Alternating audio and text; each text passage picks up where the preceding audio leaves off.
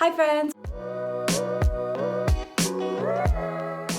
Welcome back to my channel. My name is Kate Godwin, aka Neon Fuzz Studio, and I am so excited to show you 3 ways to upcycle t-shirts today. I know that we all have old t-shirts laying around, or you might often see them when you're out thrifting, and perhaps they're stained or they don't fit you quite right. I'll be showing you a wide variety of techniques: bleaching, embroidery, patching. My hope is that you'll be able to take these and recombine them, remix them, and make them your own. I'm at my local makerspace to scavenge for some materials.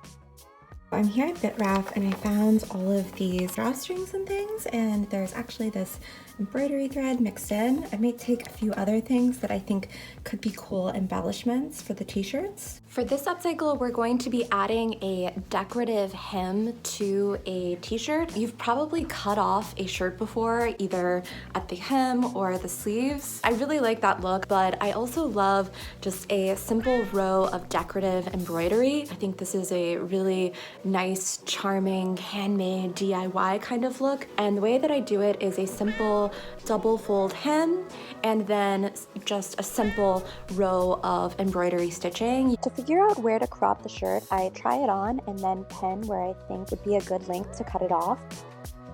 There, I measure, mark, and cut. I'm going to give myself a seam allowance of 3/4 of an inch, which means that I'll be measuring 1.5 inches below where I pinned the shirt and then cutting that part off.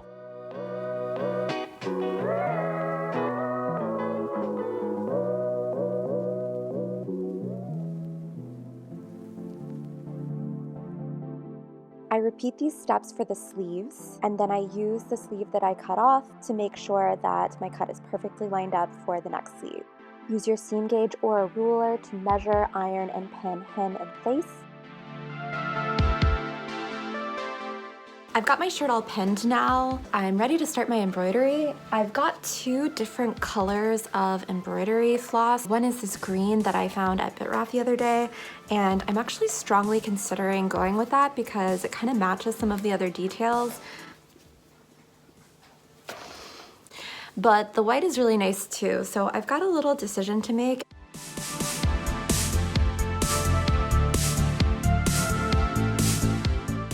I begin my embroidery by tying a small knot on the inside of the shirt. I insert the needle from the wrong side, poke it through to the right side, and then back to the wrong side, and then I just use this sort of rocking motion. I like to get 3 to 5 of these little clusters on my needle before pulling it through.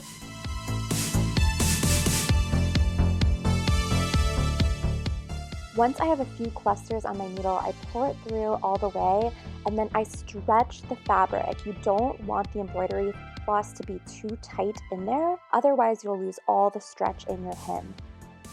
I recommend using a thimble to help push the needle through because the fabric can get quite thick, and especially if you're using embroidery thread, it's a little difficult to pull it through. I'm also using a silicone grip, and I'm kind of playing with the placement of these on my fingers just to see what works best.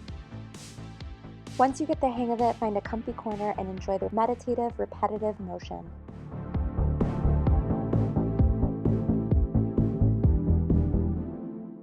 I've reached the end of my first length of embroidery thread, and I'm just going to tie a quick knot and start a new one.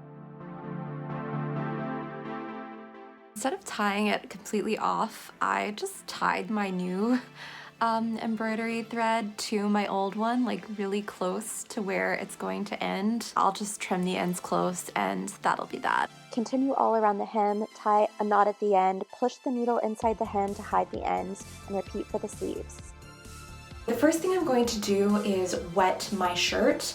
We do this because a wet fiber takes on dye a lot better than a dry one. And then wring it out. It doesn't need to be soaking wet. Alright, so I'm just wringing it out really well. I have an incredibly small bathroom, so I'm just going to be working out my design here on the toilet. I'm just going for something that's kind of random. I almost want it to look like clouds or I don't know, just something like heavenly. If you've ever done tie-dye, you know that it's really just kind of random in the end. I mean, you can get better at it and better at like predicting how something's going to turn out, but you never know with absolute certainty what's going to happen.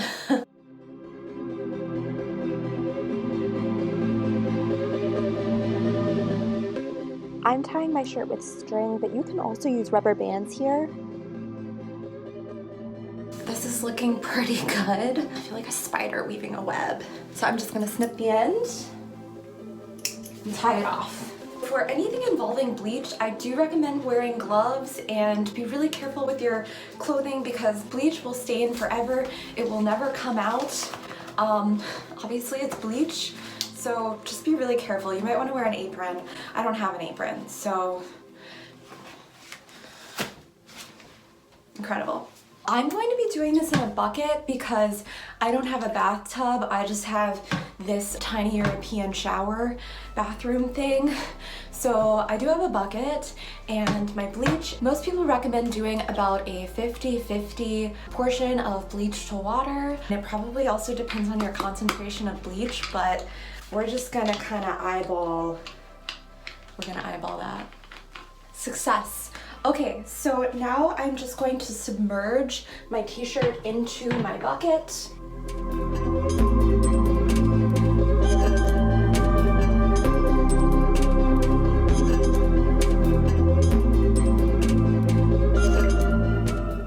It might have some air in it, so I'm just gonna hold it down a little bit so that it really saturates and stays in there. And now we wait. I'm just going to be setting timers for about 10-minute intervals and checking on it periodically to see what happens. Here's the shirt. So we've got some color change. I want a little something more. Remember that it will lighten as it dries, but I'm gonna go for another 10 minutes. It's looking pretty good in here, so I'm gonna put my gloves back on and untie this and rinse it out really, really well.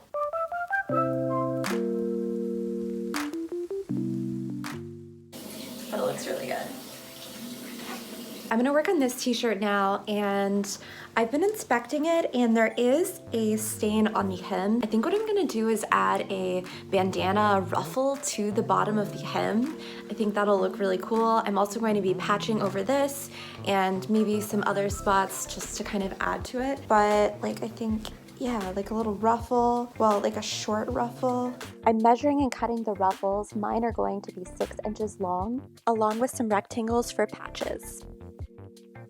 There are some holes on this shirt, so I think cropping it is definitely the right decision. I'm cutting off the shirt below the design, making sure to remove all of the holes.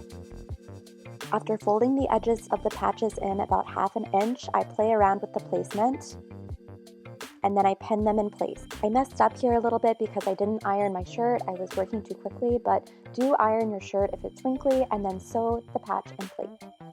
To turn the corners on the patch, make sure the needle's down, you raise the foot, pivot the fabric, lower the foot, then continue. Sew the edges of your 4 bandanas together to form a giant loop, and then gather the fabric using your preferred method. How fun is this? It's gonna be so cute. Pin the gathers in place, distributing them as evenly as possible.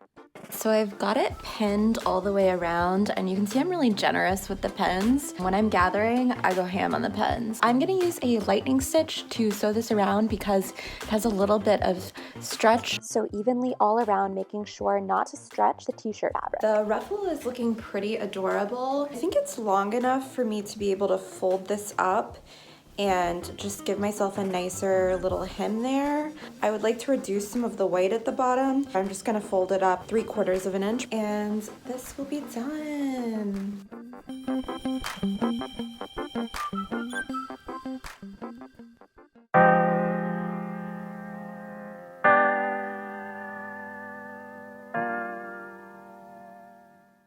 Here's the first look completed. I am so happy with how this turned out. I think the cropping length is perfect for me. The little sleeves are adorable. I would have never thought to actually sew a sleeve like this, but it's just so charming. You can tell that the stitches were done by hand. They're a little bit uneven, but I really just think that adds to the charm. And look how cute it is tucked as well as untucked.